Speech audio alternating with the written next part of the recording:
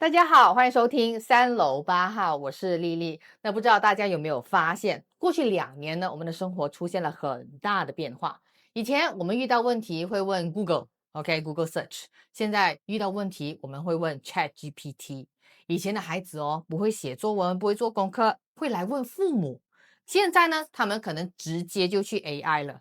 而更多让家长感到焦虑的是，很多家长自己本身其实还搞不懂 AI 是什么，还在摸索这个时候该怎么用，他们的孩子呢，却已经开始用 AI 写报告啦、做简报啦、PPT 啦、找资料啦，甚至是修改自己的文章。所以 AI 不再是未来，它已经来了，而且不会离开了。那事实上呢，世界各国也开始认真面对 AI 对下一代带来的影响。像澳洲去年通过法案嘛，限制16岁以下的青少年使用社交媒体。而挪威呢，除了讨论儿童数码安全课题之外，也开始推动有关生成式 AI（Generative AI） 与儿童使用规范的讨论，希望可以帮助儿童从小建立正确的 AI 使用观念。这说明了什么？今天讨论的已经不是要不要让孩子接触 AI，而是当 AI 已经成为他生活一部分的时候，我们应该怎么样陪伴孩子跟 AI 共处呢？所以今天3楼8号的主题是：当 AI 比我们还聪明，孩子需要学什么？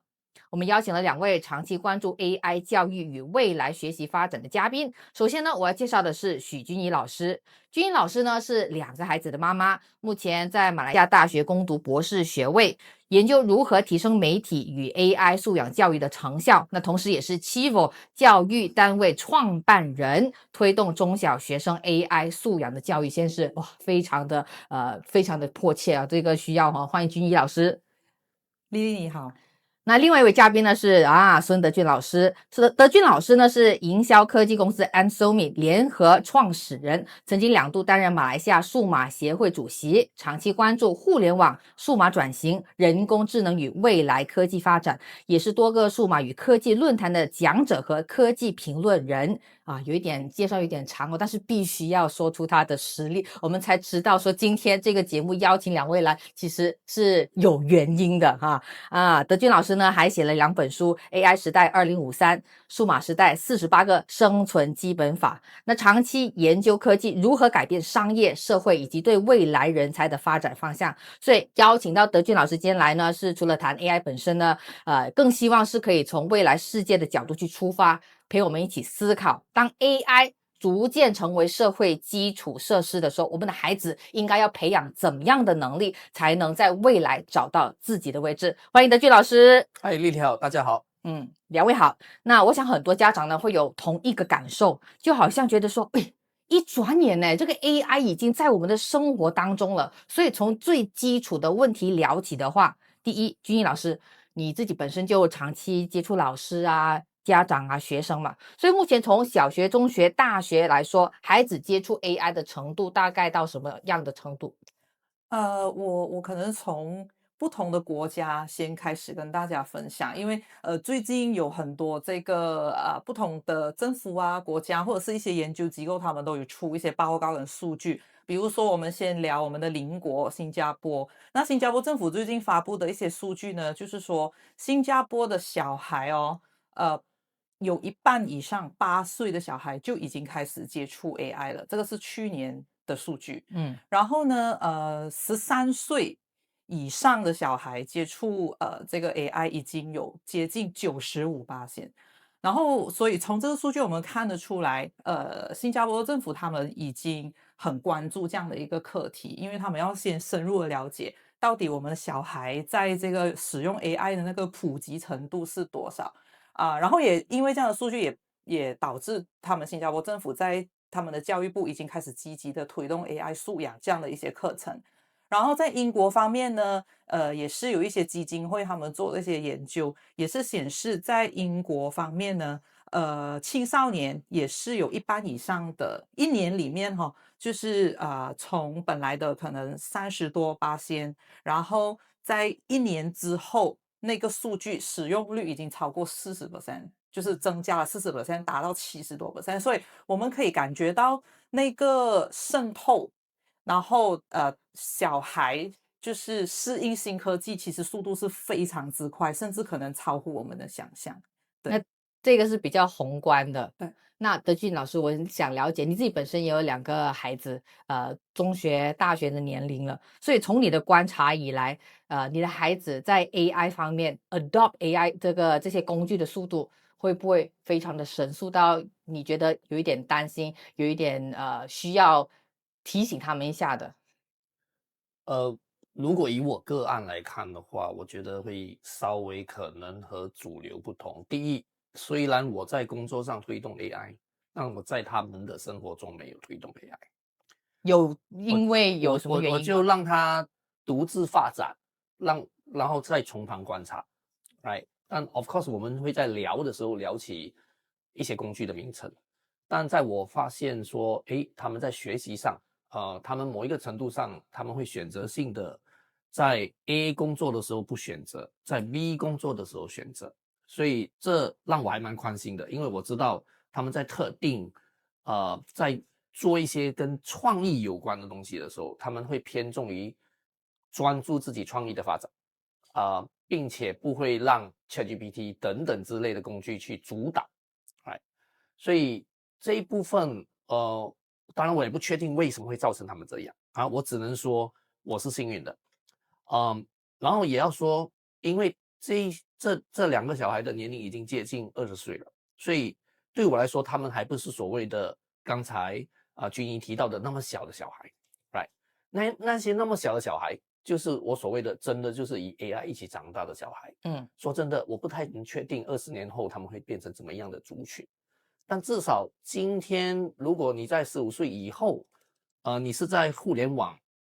时代长大的小孩，AI 对你来说是一个新的东西。那我觉得对他们来说还是有一个选择权，什么情况下该用，什么情况下不该用。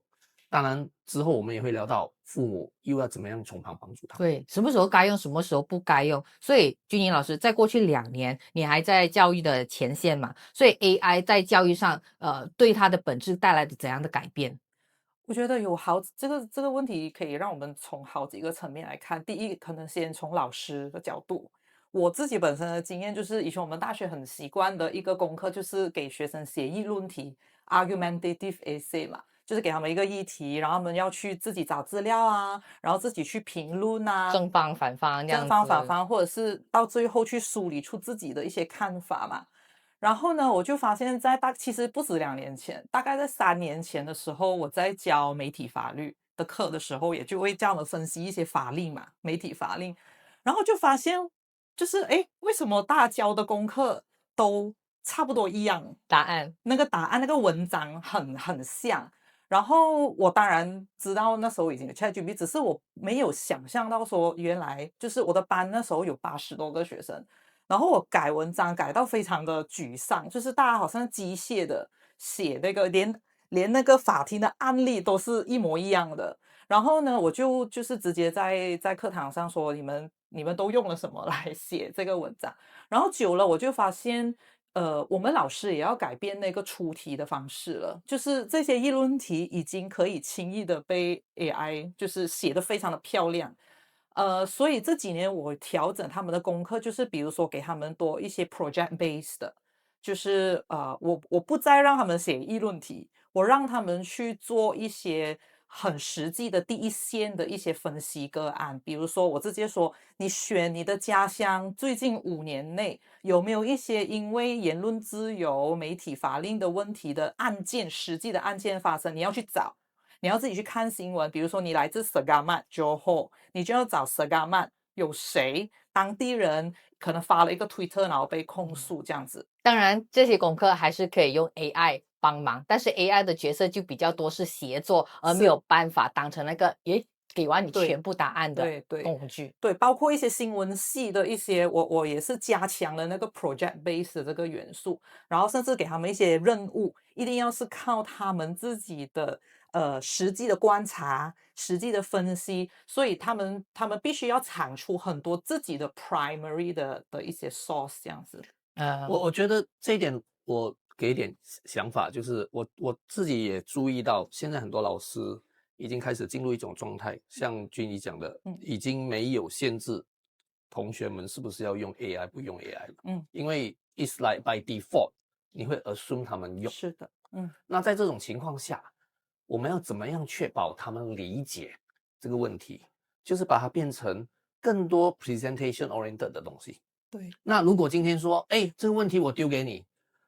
你要教的时候是你上来 present，你上来 present 的时候，作为老师的军医，所以突然间丢几个问题给他，然后以他回答问题、理解这个问题本身的情况来回答的时候，哎，你就会发现说，啊，你是理解的，你拿 A，对，或者说，哎，你根本就不知道，这完全是 AI 做的 slide 已经是 AI 的 format 了，然后你也不能够理解问题，sorry，你 fail，对 right， 所以我觉得未来教育的整个改革其中之一的一种面向就是这样的一个情况。所以我的好奇就是哦，OK，不是所有的老师像君怡老师这样子跟在 AI 的发展的尖端那边，然后很快的就做出反应，是在教学上也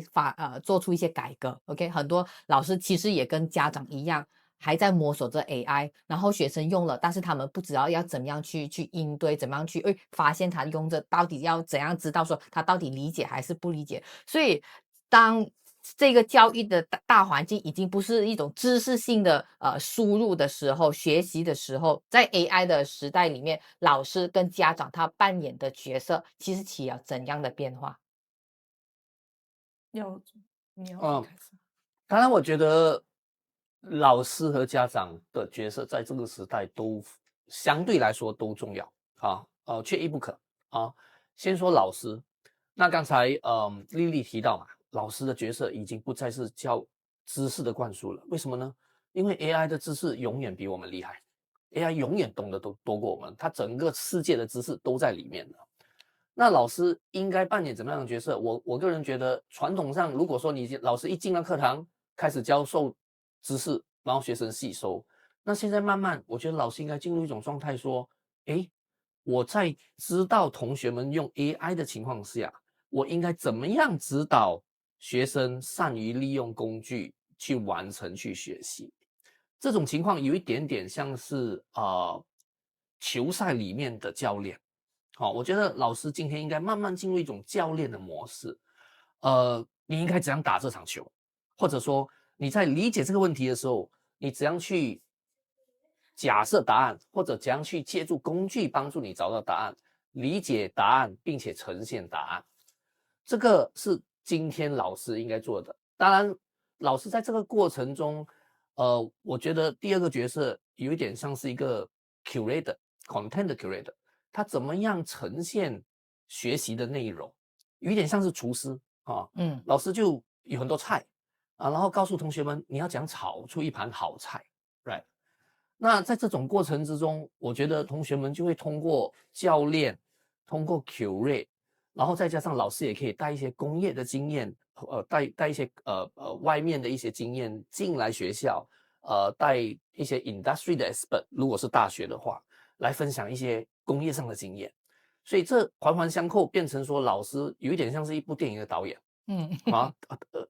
然后同学就是观众，这个导演就怎么样把它做好这个东西，然后让观众完成了2个小时电影的观赏。那家长在这个过程中，我觉得像刚才开场的时候我讲我是幸运的，我相信大部分家长，尤其现在小孩是大概小学的那些家长，我认为都很焦虑。对呀，像我孩子这样子，他就有跟朋友做 project base 的东西，然后本来他们应该要 group work 讨论，结果反而是朋友直接 screenshot ChatGPT 给他的答案发来给我儿子，我们可以这样子做。所以这个时候我就必须给他一个机会教育。但是即便这样子哦，作为家长，我的想法也是，我自己都还没有很会，我怎么样去扮演刚才德军老师讲的那种 curator 那种 coach 教练的角色。而且现在整个大环境来说，在 AI 的这个 literacy 方面，识读方面，基本上是在马来西亚可以说是真空。很多才刚刚起步，这也是为什么君怡老师你有创办了Chivo 这样子的一个机构，希望可以给现在的家长、老师、小孩一个 AI 方面的认识？我当初创办 Chivo Education 的时候，就是因为看到那个整个真空的一个状态。我觉得在马来西亚大学的情况，因为我们都会认识不同的来自各大这个学院的那个老师，其实大学方面可能的那个警觉跟那个比较高。比较高一点，甚至在马大，我最近才上了一个网课，我们的马大的那个系院长他直接说。你们要写论文，你们可以用 AI 来帮你分析，但是你的 data 一定要是你自己索取的，那个就是你的 research 的珍贵之处所以有些大学可能很开放的，已经有一个政策，你要怎么样指导学生，你要怎么样使用 AI，嗯但是我觉得中小学好像反应还没有追得上。嗯其实我最近也得知说，其实教育部会在7月份推出 AI 指南，就是 AI Literacy Guideline。然后我们大概其实都知道说，其实这么大的一个国家，从教育部由上至下的这个政策是需要很多时间。我觉得有点仓促。有点太迟了，真的完全全面落实中小学的那个 AI literacy。所以我就想说，不如我们从私人界的角度先开始起跑。嗯所以我就觉得，我们在设计 Civic Education 在设计一些实体工作坊给中小学的时候，我们也会有给家长的这个 AI 素养的讲座会。嗯所以呢，我们是希望说家长和学生可以同步一起学习，因嗯为如你所说，尤其是如果家里的小孩还是小学程度的时候，其实家长在陪伴课业上的那个角色是比较大的。嗯所以我就觉得说我们办的活动的时候，我们是希望可以让家长一起参加，嗯因为我觉得我们家长可能大家都有工作，我们用 AI 的层面跟那个用处是不一样的。我对。们用 AI 是来工作的，但是小学生他们是应付课业，那其实我们可能并不一定知道说我们要怎么样告诉小孩，就是那个界限嘛。你不要让就是 AI 去代替你的思考能力去寻找答案的那个能力，这样。那我知对。道德俊大哥你也平时出席很多的科技论坛，所以在这一方面有没有看到国外在教育上，中小学生用 AI 学习的一些apps 啊，或者是一些我们可以取经的地方？嗯，当然这些发展都已经在国际上慢慢产生了嗯我时常在不同场次有分享，其中一个美国的例子就是 Camingo。Camingo 是Khan Academy 的创办人，他们开始和 OpenAI 合作，怎么样把大型语言模型这样的技术带进教育里面？我觉得这个例子非常棒，因为首先我们作为家长，像刚才丽丽讲的，你的经验，你就害怕小孩马上拿到答案，他就没有思考，嗯没有思考就没有学习。那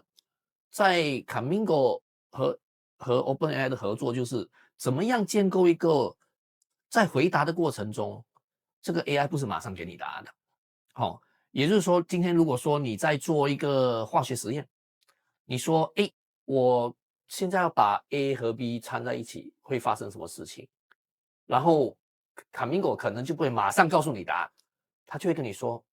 如果你要把 A 和 B 掺在一起，可能会发生以下3种情况，他就列出3种情况，然后反问回学生，你认为最可能的是哪一个情况？他嗯。就从这样的一个经验慢慢去引导，到最后 Camingo 和他呈现的一个答案。在这个过程中，你就会发现小孩是需要思考的，对，小孩也借助 AI 的工具来帮助学习。而且也开拓了一些学习的范围。对对，所以我觉得，当然今天 Camingo 还在测试阶段，然后也有一些选择性的学校开始去 subscribe Camingo，一年好像$25之类的给这些学校使用。这样的一种模式，我相信，不管是 Camingo 或者其他的软件公司，都会在不同的国家开发类似的产品，因为背后还是大型语言模型，只是说你告诉这个大型语言模型，你现在是一个老师。你不应该跟同学们马上说答案，但你应该做几个 step 的假设，引导同学们慢慢去学习。那套回丽丽刚才的例子，你就会发现说，那个同学不是马上找到答案，嗯，他就可能跟同学说，哎，你知道吗？我在 AI check 了一下，他告诉我们有3种可能性，同学们，你们认为如何？这也是一种学习的过程。对，然后的确是了，但是很可惜的，刚才德军大哥讲的这个卡米果还没有进到马来西亚，所以我们马来西亚的家长还没有办法。我不知道可以通过什么 VPN 啊，可以跨国境去试用一下吗？因为其实费用没有很高。当然，也跟课业内容或者说不同的国家有关啦。但好消息是我出席一些创业大赛的评审工作的时候，马来西亚的，我开始看到有马来西亚的新创公司在做这件事情。所以嗯那我觉得也是一个很好的 indicator，就是说有人已经注意到这是一个可能的市场。所以你看，做父母现在真的很难。对，要以前课业上的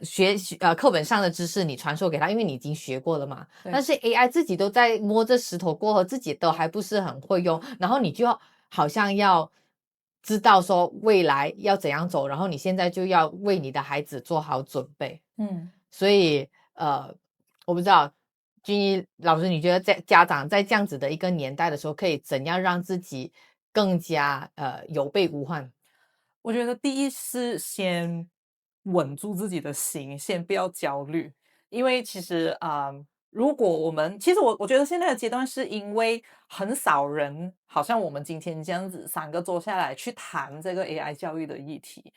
我觉得我们还没有在比较，所以当家长开始可能自己在滑手机的时候，开始看到很多的这样的内容的时候因为我们聊的那个大方向其实都差不多一样了，就是我们要先知道那个 AI 它背后的运作到底是什么，然后我们才能告诉小孩，哎，为什么你不应该直接拿答案？因为有时候 AI 输出的那个资讯也是会有错误的。那因为我发现到我们可能有一些家长，他们自己的 AI 素养都还没有建立起来，他们也还在，就如你说，他们也还在摸索着。所以我觉得不管成年人有没有小孩都好，其实都是要一起学习的。所以，就是我们只能不断的去让自己知道这个是什么 AI 到底是什么。然后还有就是说，有些家长可能在工作上已经可以用到很 advanced 的 AI agent 啊什么这样子，但是我觉得我们应该，我给大家建议是，必须要告诉自己，我虽然每天都在用 AI，但是我对 AI 的认知还是有限的，因为那个发展太快了，科技发展太快。只要我们自己认为我们自己的对这个事情都还有一些局限的时候，你才会不断的有那个好奇心。对，然后有没有一个，因为最近挪威嘛，就对这个生成式的 AI 使用限制，讲说6到13岁是全面禁止在课堂使用的。所以其实，在 AI 使用方面，有没有讲说一定的年龄？你看现在我们还在烦着说social media 几岁不能够，几岁才可以给孩子看电视，几岁才可以给孩子手机。那现在我们还要多一个问题想，几岁才可以让他接触 AI？德俊大哥，你有什么看法？当然这是一个两难尤其我在做科技推动上，一直会注意到的就是科技的发展是难以避免的所以在这种情况下，它就产生了你今天要用和不要用，什么时候该用，什么时候不该用。我举2个例子，计算机是最简单的一样东西，你什么时候告诉小孩你不能用计算机？那你就会发现，其实小孩们都会用计算机。为什么？它就是一个基本应该会做的事情。未来的 AI 也是这样，或者现在的 AI 也慢慢变成这样。那我们就会进入一种状态说，你开始小孩上小学的时候，你去学一下1+1等于2， 2×2等于4等等之类的，是你告诉他你不能够用计算机，你要开始去背一些乘法表，有的没的。建构了这个数学的基本概念之后，慢慢升上中学的时候，你告诉他，你现在学微积分，你需要用计算机。对，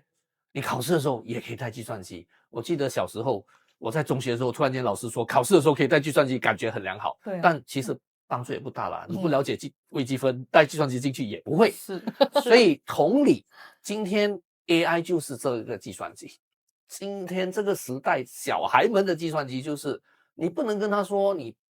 不能用，你只能跟他说什么情况下你不该用，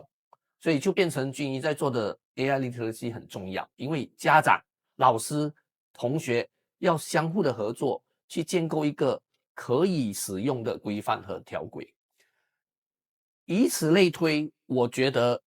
就像后来这些小孩长大了，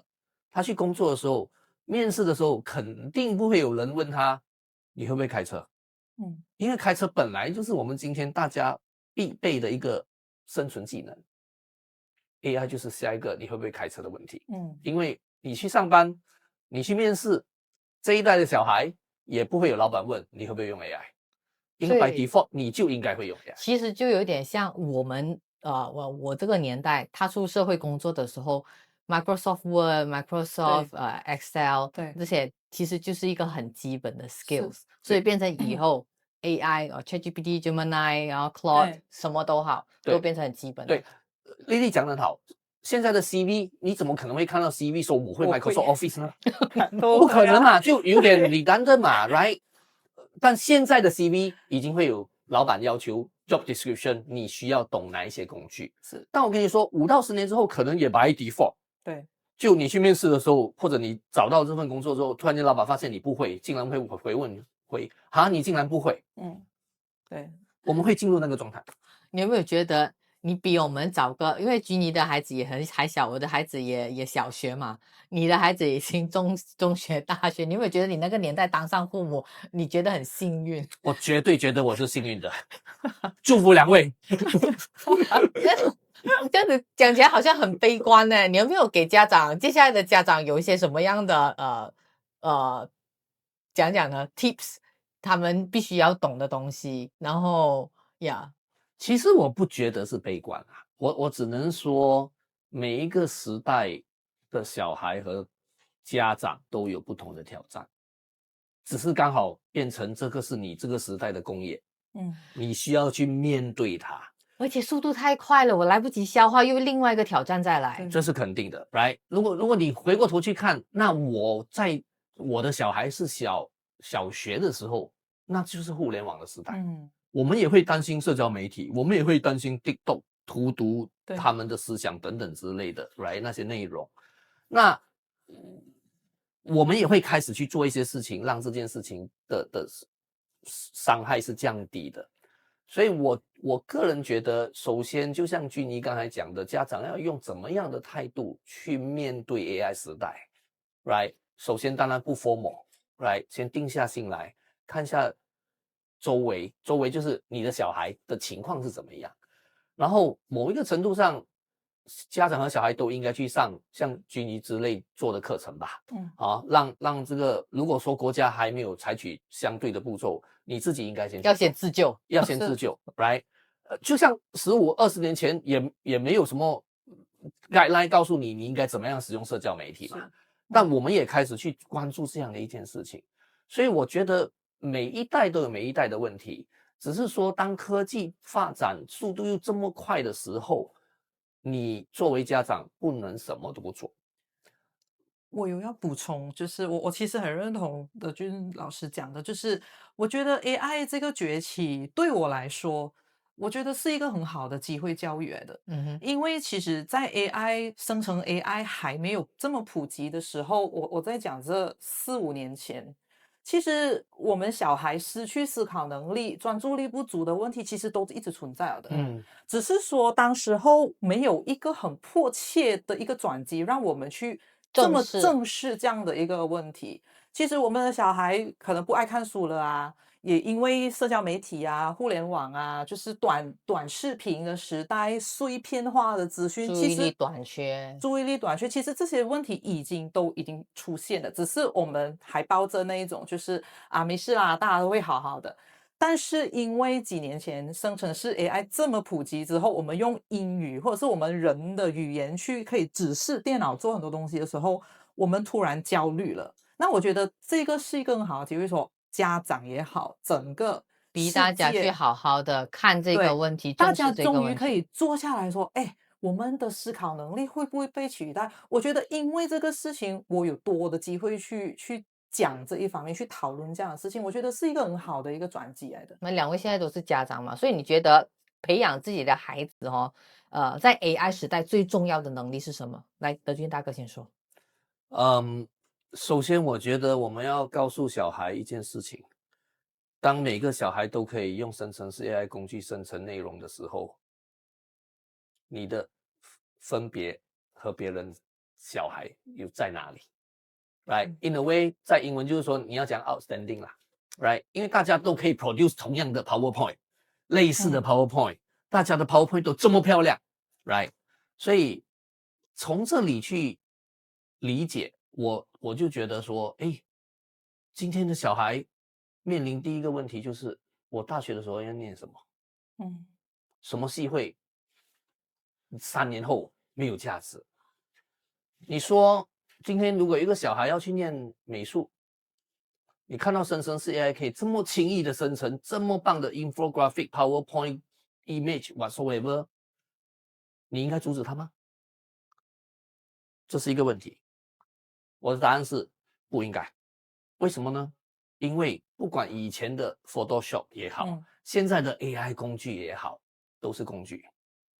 对，如果你可以用不同的工具生成不同的 image， 到最后决定你不同的是，你决定用哪一个 image 呈现给你的顾客。假设你在工作，那人的判断力在这个时候就起着决定性的作用了。那你的判断力取决于什么呢？取决于你的素养，取决于你对美的需求。如果是 designer 的角度，right？ 那所以每一个 designer 都可以生成，每一个人呈现给顾客的东西都一样，顾客都不需要你们了，他自己也会生成。那你作为一个好的 designer， 你怎样把美看得透，怎样把这个 output 当作是顾客需要的 solution， 并且呈现给顾客，这就是你今天去大学学习的时候应该学习到的东西。所以我举这样的一个例子，就是说今天的小孩应该专注在如何吸收相对的知识，就是你有兴趣的知识。如果你是 graphic 的，或者如果你是文学的，如果你是物理的，如果你是科学的，你一定有某一个兴趣的特长，然后你去吸收这个知识，让自己在 AI 工具的辅导底下，你可以做出最重要的判断。未来你的判断力决定你作为个人的价值。那我觉得就是人与人之间的那个接触、沟通能力，还有互相提供温暖的那个能力。比如说我其中一个活动，我会让小孩子去选择，你觉得未来30年哪一些职业是不会被 AI 取代的？那我给他们的选项，比如说有游戏设计师啊、心理辅导师、老师、医生这样，然后借由这样的一个提问，给小孩去思考说，未来有什么工作是可以被，甚至是厨师、水电工啊，就是这种手作能力，还有就是你有没有办法与人沟通？因为我们也发现以前在手机上瘾的，就是现在手机上瘾的问题，也造成很多小孩根本都和真人聊天都不太会看对方的眼睛，所以我觉得这个东西也是让我们好好的再次的去注重说，其实人与人之间的那个就是那个互动是非常非常重要。那之前也有说AI 来了，老师会被取代啊，那我自己是不认同的。他没有取代，他只是老师的角色转型了。对，因为我曾经听过一个专家说，如果你认为 AI 可以取代这位老师，那这位老师大概平时也没有给学生很多的温暖，甚至是一些真人的一些互动的一些指导吧。所以我就觉得说，我觉得未来到底你会不会被 AI 取代，真的是取决于你还有没有具备人类可以做到而 AI 做不到的东西。当然还有就是批判能力啊，就好像德军老师讲的，就是你有没有判断力。那其实我们也发现很多小孩，其实他们虽然很多资讯有很多很好的答案给了他们，但他们也其实都不会选。那其实你再会用工具，其实也是徒劳，我觉得。刚才德军大概有讲到说，判断力很重要，但是小孩长大以后要有这个判断力，这样他一定要有一定的底蕴、一定的内涵。所以这个其实回归到一个我很关心的课题，就是阅读。所以在 AI 时代之下，阅读的重要性其实会不会降低了，反而变得更加重要？这是很吊诡的一个问题啊。当我们发现 AI 让知识垂手可得的时候，仿佛你不需要阅读了。但是我认为相反，因为如果回过头刚才去看我的分享，我们说你要有好的判断力，你就一定要有特定的底蕴去决定我选择 A 方案、B 方案还是 C 方案。那你的判断力是怎么样建构起来的呢？是你对特定的 subject matter 有更透彻的了解，这个透彻了解就是学习嘛。讲的老生常谈一点，就是活到老学到老。那最方便的方法就是什么？就是阅读。所以我尤其觉得，当我们好像发现大家小孩都已经看短视频啊、看视频啊，没有耐性啊，只看 screen 啊，不看书的时候，当然书的存在 format 有很多啦，它可以是一个 e-book， 它可以是一个 physical book， 它有的没的，但最重要还是知识的萃取。阅读就是知识萃取最重要的一环。那如果你今天没有更深层的阅读，更深层的理解某一个 subject 的话，其实你完全没有办法做到刚才我讲的那种判断力的一种建构。所以我希望家长在这方面，深切的了解到阅读扮演的角色，并且鼓励小孩，或者说努力的培养小孩在阅读方面的兴趣。是我自己本身的见解也是觉得说，当你不知道该做些什么的时候，阅读准没错。君妮应该也是这样想法的。对，因为其实瑞典最近也非常很高调的宣布说，他们要将这些电子产品啊辅助学习的这些工具先推回第二线，他们要把第一线放回纸本课本。那其实当然就是有原因，他们的报告也洋洋洒洒的列出非常多专业的一个意见。那回归就是比较大的方向，就是其实阅读会让我们静下心来，慢慢吸收知识。我觉得现在的时代，因为都太快了，我们小孩都太快了。那我们最大的挑战是怎么样让大家慢下来？那因为阅读可以让我们去停下，比如说你读到这一段你不明白，你可以停下来去思考，甚至去消化。但如果你是通过一些比较互动式的，比如说 multimedia 啊、短视频，它太快，是快到我们的大脑都还没有吸收，它就飘走了。所以我觉得，阅读还是就是让我们建构基本知识，然后就如你所说的那个底蕴的那个存在的那个意义，我觉得